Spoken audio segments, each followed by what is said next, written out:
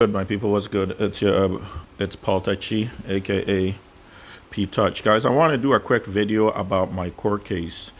Now, what you see on the screen is a judge, a provincial court judge in the city that I used to live in Victoria, British Columbia, guys. And the reason why I'm showing you this is because I got into some criminal trouble. Well, not criminal trouble. My baby mama was my handler, but this was before I realized that my whole entire life was fake. And she was just, they were cranking up the gang stalking, and I wasn't, it was just becoming so much for me. I decided to run to Africa. So I booked this ticket. I told my baby mama at the time that I wanted to go to Africa, and you can see visible anger. This girl just didn't want me to go. The same thing with my mom when I told her that I wanted to go to Africa because I just wanted to escape. This was the time where Dave Chappelle lost his mind and flew to Africa, to 2010-ish. This is the same time. So I wanted to go to Africa. And this girl was trying to do everything to sabotage me from leaving. And I didn't get it. And I was like, I'm coming back, right? Like, but it was almost as if she thought I wasn't going to come back because I wasn't fully aware that I was in the Truman Show. So in order to stop me from traveling, guys, this is what they do today in 2024. The same method that every time I say anything about traveling, my handler will get upset, will start threatening me, will do everything to sabotage me from leaving because if I leave, they don't have an income. Get it? So they have to find a way to tell. It's like, tell me I don't want you to leave because you're my job without telling me I don't want you to leave. So this girl and my mother and these guys conspired to get me into some criminal trouble into court. So they kept me in jail just in time, just enough time for my ticket to expire so I couldn't travel to Africa. Then when it expired, they let me out.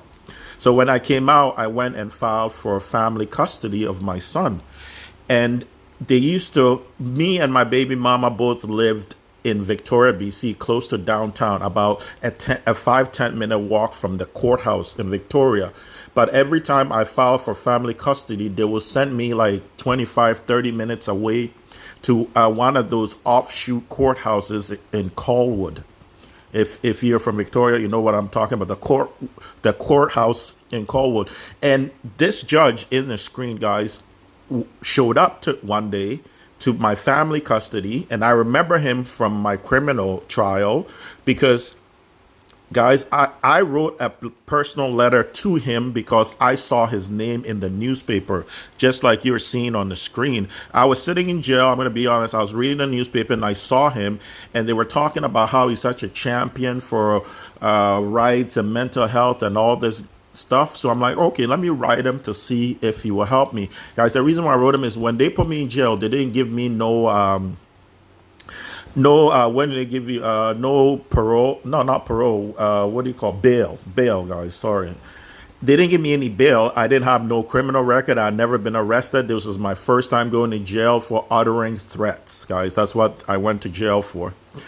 And they put me in jail for 6 months without no bail hearing. It was basically like they threw me in the bottom of the jail and threw away the key for someone that has never committed a crime, never been in jail. All right. So while I'm sitting in jail rotting away, and they kept transferring me from Victoria jail to Surrey pretrial jail because Surrey pretrial has a lot more scary people than Victoria Willenden jail. So they wanted to scare that. My whole life has been a series of trauma after trauma after trauma after trauma after trauma to see how if I'm eventually going to self-implode, right, and self-sabotage myself. So they put me in a Surrey pretrial with some of the scariest people you have ever seen. Think of it as in the Bible, Daniel and the lions. They put me in the lion's den as Daniel, hoping the lions would devour me, guys. And by the grace of the Almighty Most High God, the lions became my friend. This is how I know that God has really blessed me in this life. Even though I'm going through hell, he still puts a smile on my face every morning Okay, guys, so they put me in jail back and forth, flying me back and forth from Victoria jail to Surrey jail, and then from Surrey jail to Victoria jail. Guys, I have been in more flights in jail than I did it as a free man. But which is ironic because I'm not really free in this, even though I'm free on the outside, it looks like. So, anyways, to make a long story short, I applied for a family court hearing to get custody of my son. The son that now acts like I'm a deadbeat. He has no idea what this woman has put me through or what I've gone through trying to just see him on the weekends, right?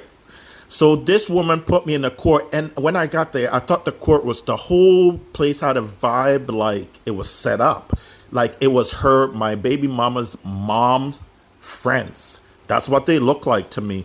So when I went in the court and I saw my criminal judge sitting there, Judge Cords, I told him, and I was like, I don't think you can be my criminal judge and my family court judge, which he then acknowledged and excused himself. I also asked him that both me and Amanda, my baby mama, live 5 to 10 minutes walk away from the downtown Victoria court. So if they can transfer me there instead of making me drive 20, 25 minutes, wasting gas to come to a town for court, where when I live like 5 minutes away from a courthouse, downtown Victoria. I had to go to another town called Colwood, which is a 25-minute drive outside of Victoria, to go to court, which made no sense to me. But at that time, I had to include in that I was on the Truman Show. So after the judge says, okay, you're right, yeah, we'll transfer, they transferred my case to Victoria. So when you look, okay, guys, let me scroll down. When you look at this order was made in downtown Victoria, but if you read it, it says Colwood. I didn't make any orders in Colwood. It was made in Victoria. It was also made by a female judge with a family maintenance enforcement agency lawyer there to be a lawyer for my baby mama. And I have a recording from family maintenance telling me like last month that they have never sent a lawyer in court to represent my baby mama. So which means the lawyer and the judge were both fake, because after they wrote up, after the court, they wrote up the order, they put the judge that was responsible, this judge, onto my order. The name on the order is this judge, who is my criminal judge. All right. This is such a good man. I don't know what he's doing, taking part in this Truman Show, but I guess his money, notoriety, fame, he's always in the paper, so I'm guessing that that's the reason. But he was such a good man, is such a good, wise judge. This is the type of people they're getting rid of, which I don't understand, because and putting in these double thinker, double speakers, no common sense people. But if you look at that order, the judge up there, his name is on this order. You cannot have a criminal judge be a family judge. This right away should make this order null and void. Another thing I want you guys to take a look at at the word interim order. Now I want you to look at the circle part by the yellow, the date of it. This order was done in 2010 for an interim order. It is now 2024 and everything. And another thing is all the list of what my baby mama was supposed to do. And I said this to the judge, that as soon as we walk out of this courtroom, she will not do none of it. The judge assured me that they're going to make sure she does it. Guys, 15 years later, she hasn't done none of it. In the last 5-6 years, I can count on how many times I've seen my son. Guys, since I moved to Vancouver, maybe twice in 6 years. Okay, guys, none of it was done. I am upholded by the law while everybody around me can break it and jump around. I'm not asking for sympathy from you guys, because I am surrounded in a world of people who lack empathy and sympathy. They lack that. They don't have it. But yet they always think I want them to feel sorry for me, which is the narcissism that they have that takes over their common. When you have narcissism, the problem with narcissism, which is a demonic entity, is takes over your common sense. That's what demons do. And then the demons become your common sense. This is why you can't say no to your addiction, because the demon is in your mind telling you that that person that's telling you that drugs are bad, alcohol are bad for you, is bad for you. And the demon in your head telling you drink, party, do drugs, throw your life away, sabotage it, is the one that's good for you. And then what the demons do, especially guys, you got to realize demons communicate with each other non-verbally. Guys, you ever heard the term symbols will be their downfall? That's what it means, because demons communicate non-verbally sometimes, meaning how does a demon see another human vessel and know that they can occupy it, or there's another demon in that person, guys? They have things like tattoos, piercings, all the things that the Bible tell you do not do to your body because you're holy. And I'm going to quote a person here. When I heard her say this, I liked her a little bit more than I did. Kim Kardashian said, when asked, how come you don't have tattoos? You know what she said? You don't put stickers on a Lamborghini. Meaning you don't put cartoon characters on the temple of God. I will not mark my body with these cartoon frivolous, like tattoos. When you're covering tattoos, it says what? Two main things. One, you're impulsive and you can't control yourself. Two is most impulsive people are also impulsive in every area of their life. So you are probably promiscuous as well, meaning untrustworthy, compulsive liar. It reverberates all throughout your life. So when demons, the way they tattoos are demon communication non-verbally to each other. When you see butterfly on a girl, that's a sexual demon. When you see a skull and crossbone, that represents the angel of death, right? Like Satan. So all these tattoos, guys, that they wear is them communicating the demon that lives in them. And also with the other demons. Have you noticed that? Ask anybody with a tattoo. They never forget the first person that ever tattooed them. Ask anybody with a tattoo. It's almost like a virginity thing. You never forget the person that took your virginity, except for me, because I was like 7 or 6 years old in Ghana when they did that to me, and I didn't know the girl did this. Everybody comes to my world and disappears, right? Like, I'm just going off topic, but I just want to tell you the amount of people I see in a year. I see about 100,000 people in a year, and this is a low number. Different faces a year. And I'm supposed to remember all their names. When I go to soccer, I go to soccer, drop in soccer at multiple places because I got attacked by all these places. And every time I go, there's different faces, right? Because it's a job. They replace the people to do the same skit on you. It's harder to prove in court when you use multiple people to do the exact same action, right? It's a lot harder to prove that in court. But it's called RICO stats. RICO statute is what you use to catch organized crime, because there's multiple different people doing the crime, right? This is what I need in order to really capture the gang stalking. I need a RICO statute, a lawyer with a testicular fortitude that want to change the criminal justice system and make a boatload of money.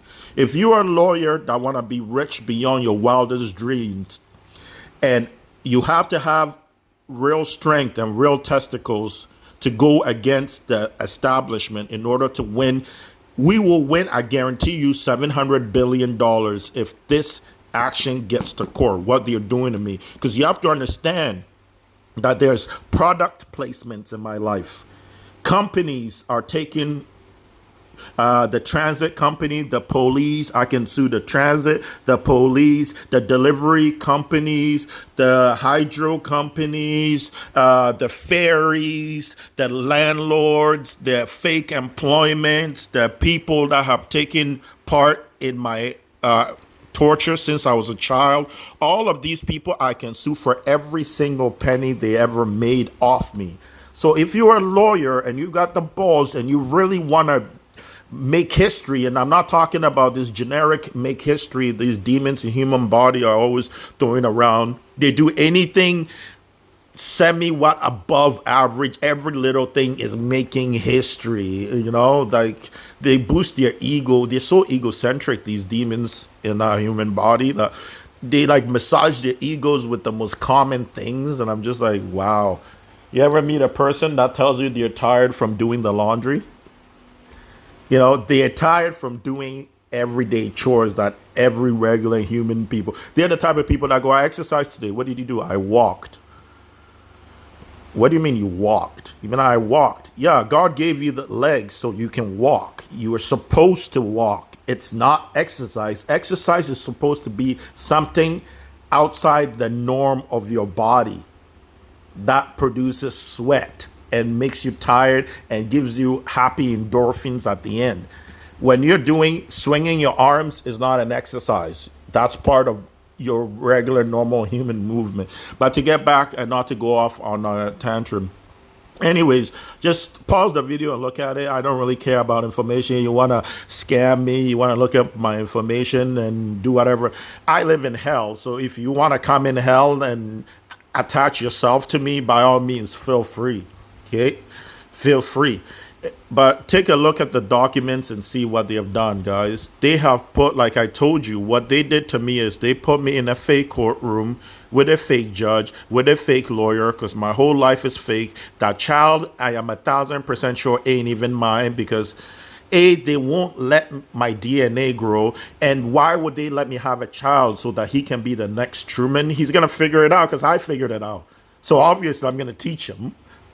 But my son now is not interested in it at all. My son now is just like my baby mama. It's a male version of my baby mama. Compulsive lying, blame shifting, double speaking.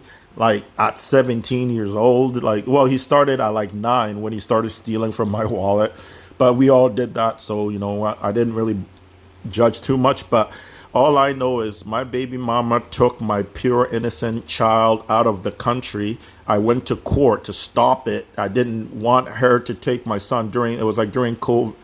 I think COVID or something significant. Or I didn't want her to take my son out of the country when he was born. And she did anyway. She went to court and the judge gave her permission to take my son out of the country. She took my son. She came back with a different child. So I am 1,000% sure that they took my son and put him in a different set that isn't, I don't think is in it might be North America, but he is the next Truman.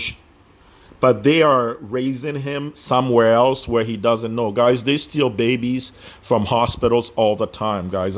This is not a conspiracy theory. Do not, when you have a child, let the nurses take that child away from you without being accompanied by a family member. Do not do it. My baby mama wanted to take my son as soon as he was born on a vacation. Every bone in my body told me, no, don't do it. Don't do it. I fought it. I went to court. You don't understand what these people do. They create a fake court, surround me with all their people. I'm getting bad and bruised. I present the most common sense evidence, empirical evidence filled, and then the judge looks at me like I'm retarded and then dismiss my case, gives the judgment to my baby. Like read all that stuff on the interim order and see how it favors my baby. Everything favors her on the interim. You have no idea. She can break all the rules and face no consequences and even be rewarded with money from my account, over $25,000 just taken out of my account, giving it to her to reward her for breaking the rules and punish me for following the rules. Again, it's your boy P Touch, and always remember your adversary is a roaring lion waiting to devour you. Until we speak again, my friends, take care.